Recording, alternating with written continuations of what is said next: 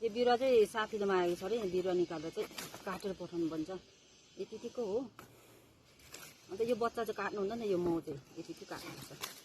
काटेर चाहिँ पेकिङ गरेर पठाउनु भन्छ एकजना साथीले मागेको थियो र चाहिँ कहाँ पठाउनु हुने पठाउनु चाहिँ एक जग्गा पठाउनु भन्छ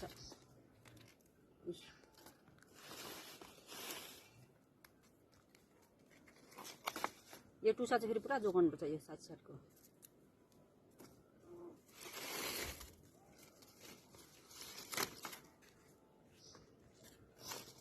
त्यति काट्यो भने चाहिँ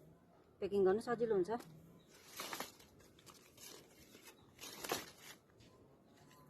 त्यसमा त तिनवटा टुसा आएको रहेछ